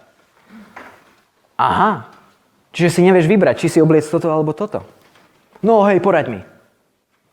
OK, uvažujem nad tým, že v čom tá rada bude pre teba prospešná. No v tom, že si vyberiem, čo si oblečiem. OK, tak pre mňa táto alternatíva. Bože, a to si nevedel, že chcem radšej túto? OK. Chceš teda radšej túto? No, ale teraz už si mi ty povedal, že radšej by si chcel, aby som si dala túto. He? Aha, čiže tá moja rada nebola prospešná. No presne. Ale bol som aký k tej druhej strane? Empatický. Hej? Nepovedal som, tak na čo sa ma pýtaš, keď už máš dávno vybrať. Väčšinou to tak mávajú ženy, možno to poznáte, hej? Že chcú len nejaké to uistenie. Môžem povedať, aha, si neistá, nerozhodná, potrebuješ uistenie. Áno, a odo mňa či od seba? Aha, vlastne od seba. Alebo, no od teba. OK? Je možné, že keď ťa uistím, tak netrafím to, čo chceš počuť. Môžeme sa v tej komunikácii hrať, ale nie byť násilný. Hej? Môžeme byť aj násilní, však prečo nie? Hej, to je ten príklad. Ty ma nikdy nepočúvaš, ale počúvam. Hej? Tak môžeme ako napríklad my, len tak zdá sa, že práve ste predviedli to, o čom vaša manželka hovorí. Hej? To už z takého terapeutického pohľadu, napríklad akým štýlom reagujem ja. Hej, keď sú tam tie páry. Hej, tam nie som o to, aby som povedal, vidíte, presne teraz toto vaša manželka hovorila, vy tu len tak sedíte. Fakt teraz ste potvrdili, že ste stena. Ona si myslí, že ste... Hej, tam vôbec nejde o to. Ale napríklad poviem, aha, neviem, či tomu správne rozumiem, ale zdá sa, že chcete byť viac v kontakte s manželovými pocitmi. Áno, on mi nikdy nič nepovie, on len tak sedí. Hej, aha, počujete, vaša manželka vám hovorí a ja to prerozprávam napríklad. Hej, to robím v terapii. Vy zase môžete robiť mediátora napríklad aj v práci, počujete sa dvoch hádať a vnímate z toho mentálneho balkóna, že o čo tam asi ide. Prepáčte, môžem sa do toho zapojiť? Chod do zadku. OK? To, či to bola z mojej strany prosba alebo príkaz, zistím na základe toho, či poviem, no ale, hej, ja vám chcem pomôcť, tak to je príkaz, že? Môžem vám do toho vstúpiť. Ale ak je to prosba, OK, fajn. Odídem preč. Vnímate rozdiel príkaz, prosba, akým štýlom do toho vstupovať? OK. Takže, čo sa týka ticha. Ja milujem ticho. Raz som prišiel do školy a mojim spolužiačkám hovorím, od dnešného dňa pracujem s tichom. Hej, zase som im potvrdil, že som čudný. Hej. Dobre, ticho. A hovorím, začínam pracovať s tichom. Lebo ticho nie je ticho tu, teraz, neskôr, potom. Sú 3 druhy ticha, ktoré ja rozoznávam. To prvé ticho je ticho napätie. Hej, stalo sa vám to niekedy, že s niekým sa rozprávate a zrazu zostane ticho. Ale vy chcete hovoriť, lebo je to nepríjemné ticho, hej, ste napätí v tom tichu, tak čo urobíte? Prerušíte to ticho. Hej. Druhé ticho je napríklad rozmýšľanie. Stalo sa vám niekedy, že s niekým komunikujete a zrazu zostane ticho a vidíte, že tá druhá strana rozmýšľa. Tak vtedy čo? Nebudem to ticho prerušovať, ale to ticho nechám. A tretie ticho je rozumieme si aj bez slov. To je také ticho proste s manželom, s manželkou, s rodičmi, že len proste sedíte a ste ticho. Poznáte ten pocit? Hej? No, to, čo vy môžete v praxi využívať je, že identifikujete, v ktorom tom tichu sa ten človek, s ktorým komunikujete, nachádza. Ak vnímate, že to ticho je napätie, že robí rôzne pohyby, tak to môžete napríklad pomenovať. Uvažujem nad tým, že či teraz, keď som povedal, že budeš tam musieť so mnou ísť, ťa to nahnevalo alebo spôsobilo nervozitu a využiť napríklad fenomenologický opis, keď popíšete, čo sa deje, lebo vidím, že sa tak obšmietáš, to môžete to napätie prerušiť. Alebo môžete, keď vidíte, že tá druhá strana rozmýšľa, ja vždy odporúčam, keď s niekým komunikujem a zostane ticho, tak minimálne 5 sekúnd zostať v tom tichu. To, čo sa častokrát stane, je, že komunikujete s niekým a zostane ticho. A po 5 sekundách, ja niekedy držím 10 sekúnd, niekedy pol hodinu, tak tá druhá strana čo začne? Opäť rozprávať. To znamená, rozprávam sa s niekým, zostane ticho, OK, ticho. Snažím sa identifikovať, aha, rozmýšľa. Viete, ja si ani nespomínam. Tak čo, je to napätie ticho? No nie, je to rozmýšľanie. Hej? Alebo keď napríklad poviem, aha, čiže ste nahnevaná, pretože by ste potrebovali od neho viac pozornosti. Je to aké ticho? Rozumieme si aj bez slov.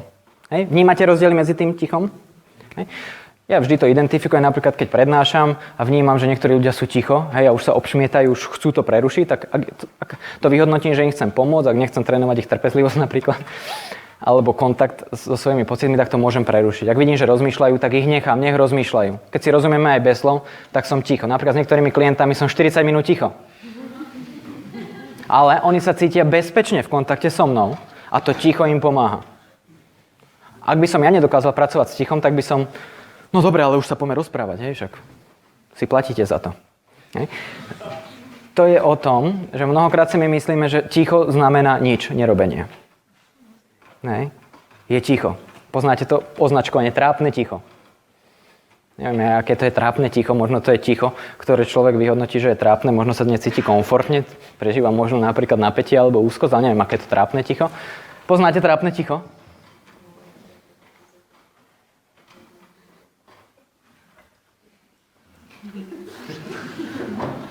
Sa smejete?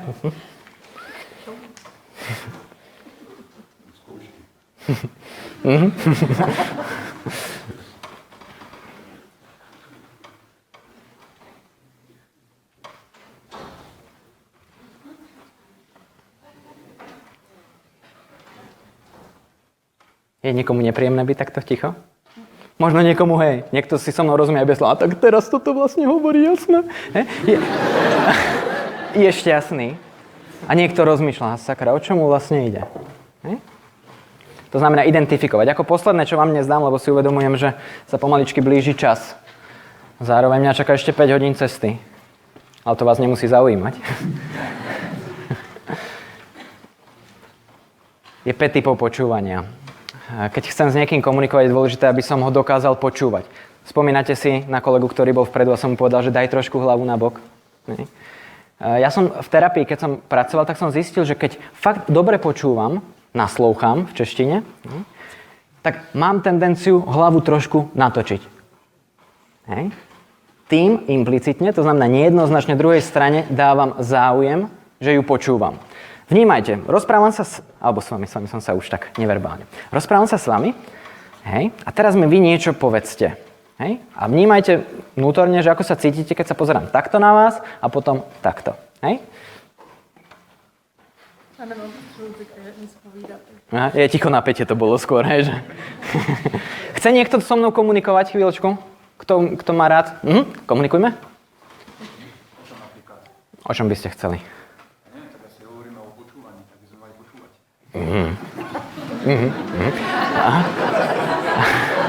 Zdá sa, že uplatňujete to, o čom som hovoril teraz. Myslím si, že sa to snažím. Ale neviem, či to dopadá na úrovni pôdu.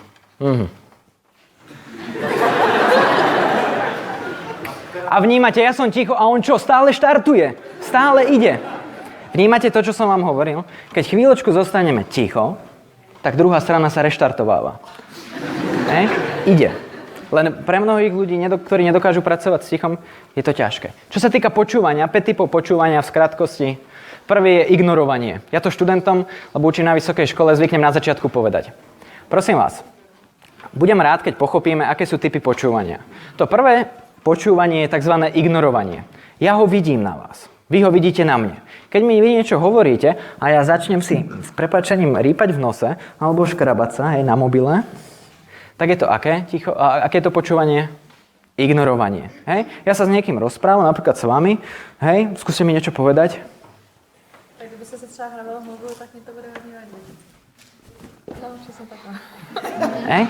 To je ignorovanie. Druhá strana mi niečo hovorí, ja to úplne ignorujem. Hej? Druhé je predstieranie. Hej? Skúste mi napríklad vy niečo hovoriť. No tak je tam gramatická chyba už druhá do slajde. Hej. Hej? Hej? To je predstieranie. Hej? Várim sa. To sú študenti, ktorí píšu a zrazu zostane napríklad ticho. Hej, poznáte to. Hej, presne. To je predstieranie, je to ľahko identifikovateľné. To druhé je selektívne ticho. Povedzte mi napríklad, čo ste dnes robili. Chce mi niekto povedať, čo dnes robil? 5 vetami. Je toho moc? Tak hovorme už, keď sme sa tak... Celý deň som sedela na školení, počúvala som, čo všetko musím pre svojich podriadených urobiť a ako korektne sa k ním chovať. Aha, a kde pracujete? Hej, nemusíte hovoriť. To bolo len... Pani pracuje v banke. Aká banka? Nemusí. To je selektívne. Ona o niečom hovorí a ja z toho vyberiem to, čo mňa zaujme. Hej? Selektívne niečo, aha, bola na školení, hej, musela XY a ja z toho selektívne vyberem, kde robíte. Dáva zmysel, čo je to selektívne počúvanie? To ďalšie je pozorné počúvanie. Aké by to mohlo byť pozorné počúvanie? Chce niekto znovu so mnou komunikovať, je to tak najlepšie? Hej? To je takzvaný pohľad očí do zemi. Hej? To poznáte. Že, tak, nejaký dobrovoľník. Ja vás vtedy nevidím, máte pravdu. Je to sranda, samozrejme je to taká irónia z mojej strany, možno ste zachytili, že to nebolo príjemné, keď som vám to povedal. Pozorné počúvanie je, keď fakt som s tým človekom, fakt ho počúvam, môžem napríklad vydávať paraverbálne javy, alebo slova ako aha, Hej? Poznáte teóriu aha, asi nie, hej? Teória aha, znovu v skratkosti. Ja som to znovu otestoval v praxi, že využívam na vážne témy. Ja proste neviem, čo s tým mužom. Ja fakt neviem absolútne, ako s ním komunikovať. Hej. Počúvate tie rozdiely v tých tóninách? Hej. My môžeme byť empatickí aj cez tóniny. Hej. Keď je aha, mne sa to proste nespodarilo. Aha. Hej. To už je aha. Hej. To znamená teória aha, môžete znovu v praxi, keď budete komunikovať. Aha. Hej. Môžete sa s tým hrať. Znovu to berte ako inšpirácie, ale ktoré fakt v praxi fungujú. Hej. Druhí ľudia sa cítia s vami fakt potom v kontakte super. Hej. Možno nie, ja neviem. To empatické počúvanie je napríklad typ počúvania, ktorý som vám hovoril. Ty ma nikdy nepočúvaš, ale počúvam. No nie, nepočúvaš. Hej. Aké by mohlo byť empatické počúvanie? Aj láska, fakt teraz som si uvedomil, že som ti nevenoval pozornosť. Môžem ťa poprosiť ešte raz? Hej? Napríklad. Alebo fakt, ja som si to aj neuvedomoval doteraz. A dôležité, aby to bolo autentické, hej, nie. Ja som si to doteraz ani neuvedomoval. No, hej, pravdu máš. Hej? Tak to nie je také empatické. Hej? Empatické je, empatia sa spája s autenticitou. Aha, jasné. Bože, ja som si nikdy doteraz nad tým tak neuvažoval. Normálne, fakt, teraz ma to mrzí, keď ťa počujem o tom hovoriť, lebo vnímam, že je to pre teba dôležité. Teraz ti fakt venujem 100% moju pozornosť. Hej? Prosba. Ja už sa nejdem teraz s tebou rozprávať. OK, láska, rozumiem tomu, nahneval som ťa. Keď sa budeš si o tom porozprávať, v kľude príď za mnou, ja ti tú pozornosť venovať budem. Napríklad. Je to iný štýl komunikácie, je na vás, čo budete využívať, alebo nie. Ja môžem povedať, že za mňa to v praxi veľmi funguje. Nie vždy komunikujem nenásilne, ale v súčasnosti pracujem na tom, aby som tie vedomé odpovede, lebo nenásilná komunikácia je o vedomých odpovediach, viac si uvedomoval a viac cez ne komunikoval. Aby som bol viac v kontakte sám so sebou a viac bol v kontakte aj s tou druhou stranou. OK. A na záver, ako som vám slúbil, nejaký dobrovoľník, ktorý bude chcieť riadne mi vynadať za dnešnú prednášku alebo za čokoľvek, za akýkoľvek deficit, za čokoľvek, čo mu na mne vadí, cez vlnu, oči, farbu očí, vlasy, sveter, 2 mikrofóny, topánky. To je úplne jedno. Prosím vás, bude to sranda. Hej? Pane, poďte. No. A teraz si zažijeme bago. Nie? OK, pane. Robert. Jozef. Tak Jozef, ja vás poprosím, aby ste boli čo najnásilnejší na mňa. To znamená, zadolujte vo vašej pamäti, ako byť čo najhnusnejší. A dajte mi to. Hej? Ešte už vidím, že už sa štartujete. Počkajte. A prosím vás, my ostatní počúvajme, pozorujme, čo hovorí, nedávajme na to názor, vnímajme, aké pocity možno má za tým, aké potreby a o čo ma žiada. Hej? Nech sa vám páči. Tak, mám-li začít nějak ošklivě? No už začnite hlavne. Tak přijde sem mladé ucho z Akademie věd. No, áno. Začne mluvit rychle, začne mluvit slovensky. Aha.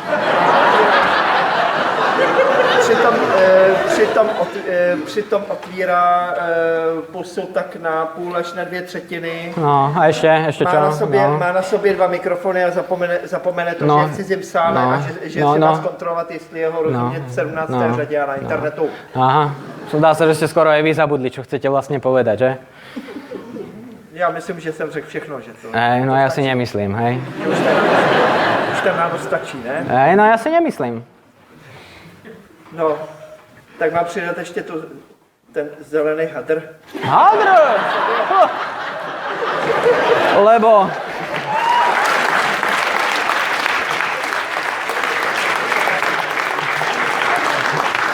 To, čo ma na tom najviac prekvapuje, že mi to hovoríte práve vy.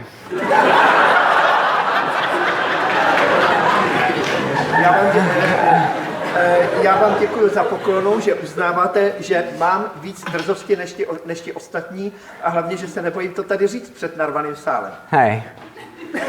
A ujišťuju vás, že úplně stejně bych mluvil, kdybychom byli tady za rohem v sále, kam se vejde dvojnásobek lidí než sám. Vári. Ještě to máme větší. Vári, no predstav si.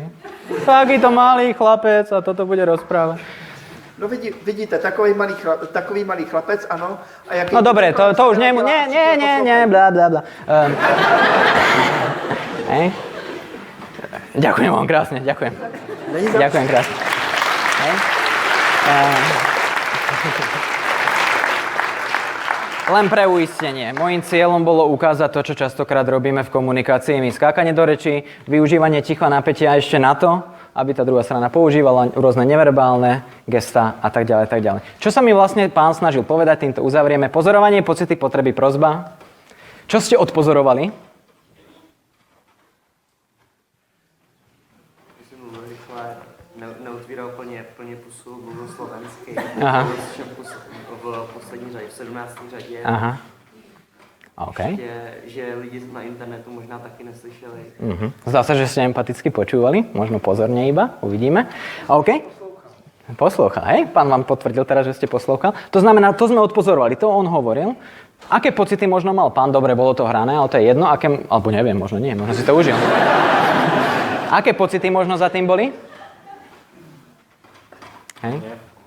Možno nejaký hnev, sklamanie, hej? Napríklad. Prosím? Ohrozenie, môže tam byť až zlosť, hej, na mňa, rôzne iné emócie. Čo potreboval pán odo mňa, keď mi vlastne toto hovoril?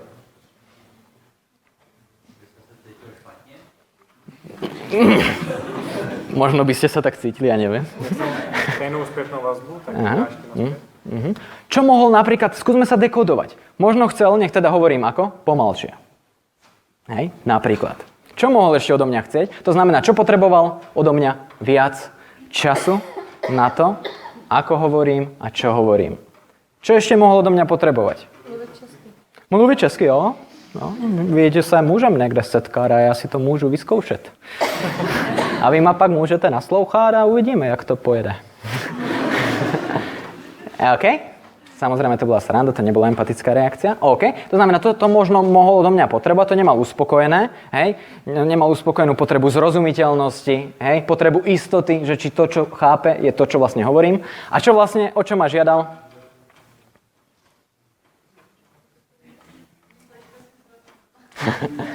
Tak toto by ste chceli, Vani. Samozrejme, srandujem. Aha. Čo odo mňa žiadal?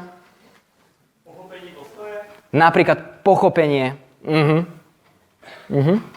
to teda přišlo zajímavý, hlavně když se ho nedočkal, tak vlastně přidával a přidával a neustále razil do vašich větem. Ste nahnevaní, keď som hovoril rýchlo, nezrozumiteľne a česky. Hej? Možno ste boli fakt z toho až neistí a zúskostnení. Možno fakt až nahnevaní. A možno ste odo mňa potrebovali, aby som hovoril pomalšie, hovoril česky. Môžeme sa teda dohodnúť, že keď sa stretneme spolu, tak tieto kvality, to znamená pomalšie rozprávanie, hej, a poviem to, čo on povedal, budem využívať, môže to tak byť? Hej? To je tá empatická reakcia. Ak vám toto dnešné sedenie, stretnutie niečo dalo, ja budem rád, ak nie, OK. Bola tam šanca, že vám to niečo nedá. Hej? Pre mňa je to OK. Ja vám ďakujem fakt za vašu pozornosť. 21:15, želám vám príjemnú cestu domov. A ak sa niekedy uvidíme, ja to tak zvyknem ukončiť skoro každú moju prednášku, že ak sa niekde uvidíme, tak sa uvidíme. Ďakujem za vašu pozornosť.